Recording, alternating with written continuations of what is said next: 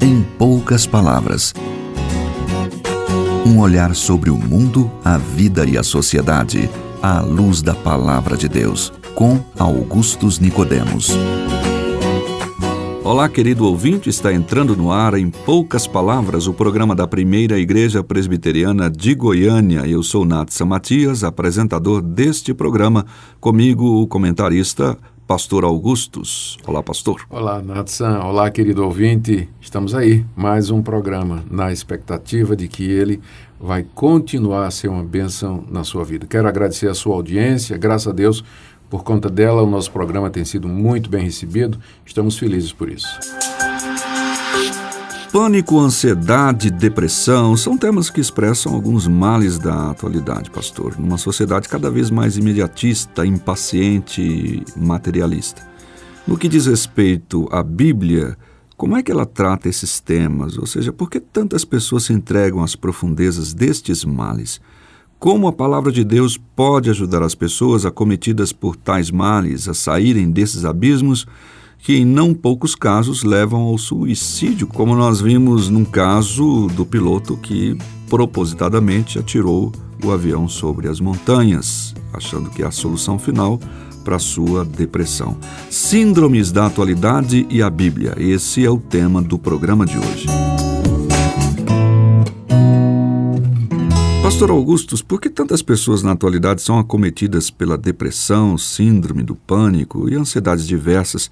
E como é que a Bíblia pode ajudar no enfrentamento desses problemas? Nathan, esse problema, na verdade, embora ele seja sentido com mais intensidade pelos modernos como nós, exato. Mas ele é um problema muito antigo. Você toma, por exemplo, o livro dos Salmos, que foi escrito na faixa de 800, 700 anos antes de Cristo, e você vê ali, por exemplo, o Salmo 88, que foi escrito por um levita, lá do Templo de Salomão, em que ele abre o seu coração e mostra a profunda angústia e a depressão que tomou conta da sua alma. Ele fala que toda noite ele está chorando, ele clama a Deus e Deus não ouve, que ele não tem amigos, todos os abandonaram, ele se sente como uma pessoa que está para ser jogada na cova, alguém que é contado... um morto que é contado entre os vivos. Então, um quadro de profunda tristeza, de profunda, eu diria até depressão, não é? Que você encontra ali. Você tem também, a Bíblia fala do caso do profeta Elias, que ao ser perseguido pela rainha Jezabel, num conflito religioso entre o baalismo e a verdadeira religião, Elias fugiu, se escondeu numa caverna e pediu para morrer. Pediu para morrer porque não aguentava tanta pressão, tanta pressão, né? O próprio apóstolo Paulo, nas cartas que ele escreve, eu não creio que ele era uma pessoa deprimida, mas ele fala de momentos de grande preocupação, de ansiedade, de lutas que ele enfrentou por dentro e por fora. E o próprio Jesus, lá os evangelhos nos dizem que lá no Getsemane, no Monte das Oliveiras, a sua alma, ele orando ao Pai, ele dizia, a minha alma está atribulada até a morte. Né? Angustiada diante da perspectiva da cruz e assim por diante. E a própria Bíblia, ela traz muitas orientações em muitas passagens sobre como nós devemos lidar com essas emoções, com essas sensações, com o desânimo, com o abatimento ou com a depressão, que é o termo moderno que é usado hoje. O Salmo 32, por exemplo, é um salmo de Davi, onde ele descreve uma experiência dele em que, por causa dos pecados que ele cometeu contra Deus, ele perdeu aquela comunhão com Deus até o momento em que ele resolveu confessar a Deus os seus pecados e reatar o relacionamento com Deus. Numa outra nota, batendo no outro diapasão, o Senhor Jesus, no Sermão do Monte, em Mateus capítulo 6, ele ensina aos discípulos a não viverem ansiosos. Ele diz, olhem as aves do céu, como Deus cuida delas, olhem para os lírios dos campos, como Deus veste os lírios dos campos. Quem vive ansioso com o futuro, isso é coisa de pagão. Deus sabe, Deus é vosso Pai, Deus sabe do que tendes necessidade. Ele termina dizendo, busquem primeiro o reino de Deus e a sua justiça e as demais coisas serão acrescentadas, não se preocupem com o amanhã vai ter o seu próprio cuidado. Então, eu disse tudo isso para ilustrar o que eu afirmei no início da minha resposta, que embora esse seja um problema que é vivido de maneira muito aguda pelo homem moderno, mas ele é um problema muito antigo. Sim. Já era tratado no Antigo Testamento e também no Novo Testamento. O Antigo Testamento escrito há 2.500, 600, 700 anos, 3.000 anos, e o Novo escrito há 2.000 anos. Agora, o que acontece na vida de hoje, Natsan, é que as causas que levam à depressão, elas foram exacerbadas e elas foram acrescentadas de agravantes que tornam o quadro ainda mais complexo. Por exemplo, eu creio que boa parte da ansiedade que as pessoas passam é culpa. É uma consciência culpada.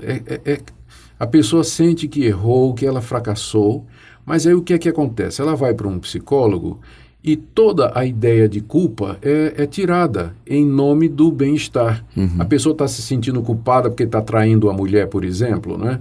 Então ele vai ouvir, não, de boa, você tem que ser feliz, né? Então esquece essa culpa aí, isso aí é tabu. É culpa de outra pessoa. Ou é culpa de outra. Então a gente está vivendo numa sociedade que não sabe mais lidar com a culpa. Como é que a gente lida com a culpa? Se ela é real, nós lidamos com ela admitindo o nosso erro, pedindo perdão a quem foi ofendido e consertando aquilo que nós fizemos errado. Que é muito mais difícil, né? Que é muito mais difícil.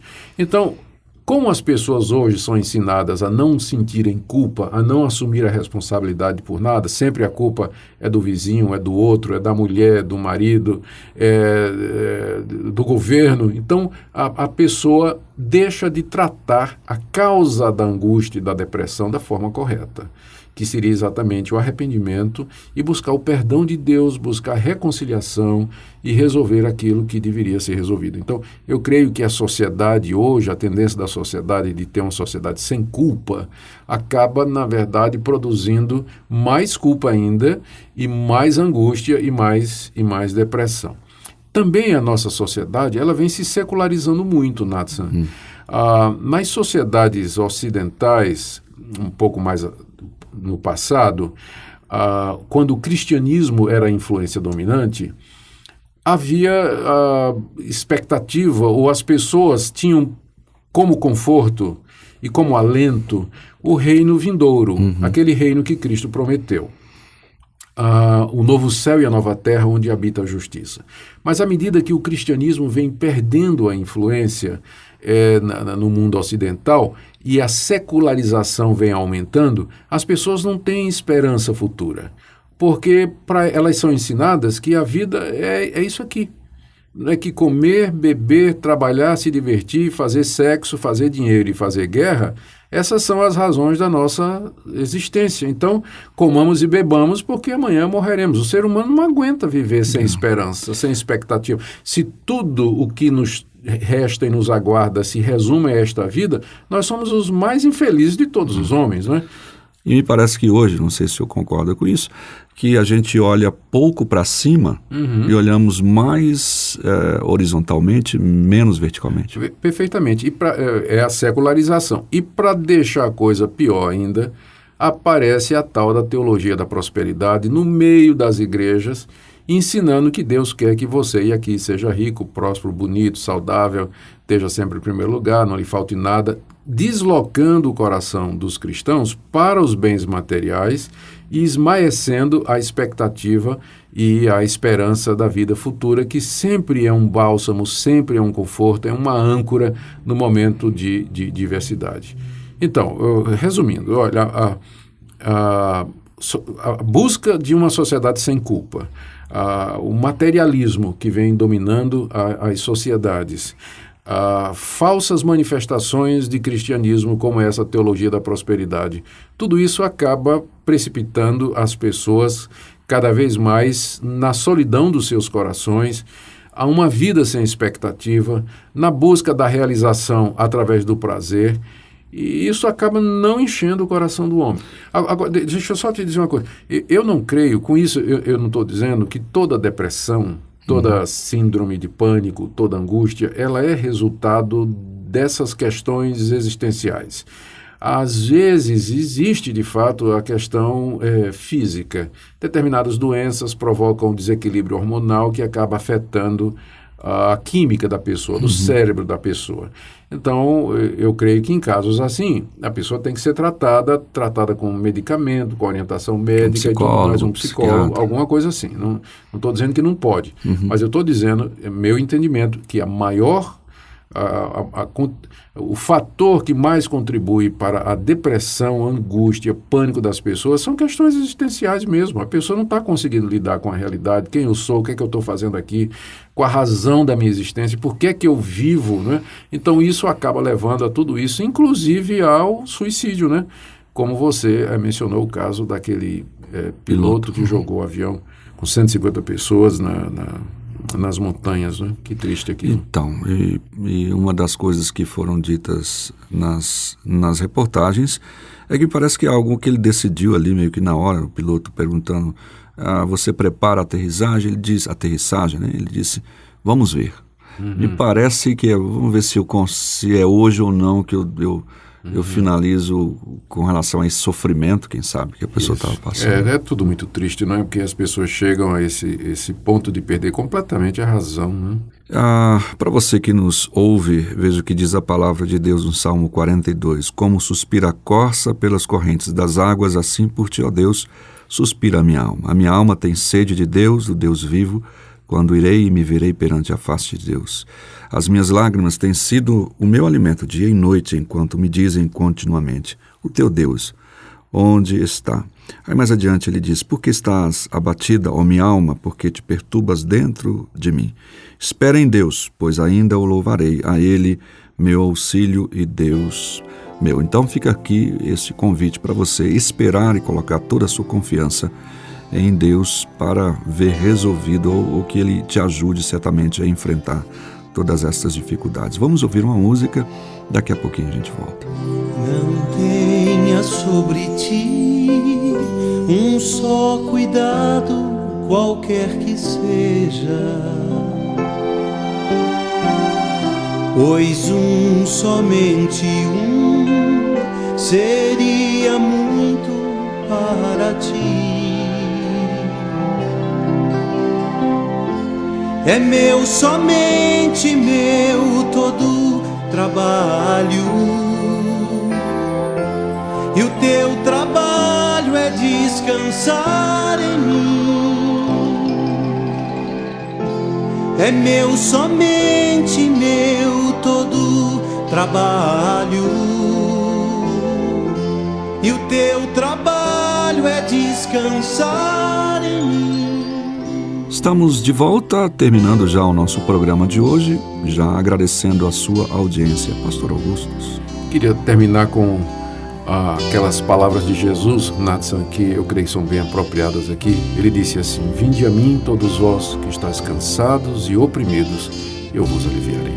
Que Deus abençoe você, até o próximo programa. Não temas quando enfim tiveres que tomar decisão. Entrega tudo a mim, confia de todo o coração. É meu, somente meu, todo trabalho. Se você deseja saber mais sobre esse e outros assuntos à luz da Palavra de Deus, domingo às 9 da manhã ou às 7 da noite. Será um prazer conhecê-lo pessoalmente. Primeira Igreja Presbiteriana de Goiânia, Rua 68, esquina com 71 Centro. Fone 3213-3320. www.pipg.org.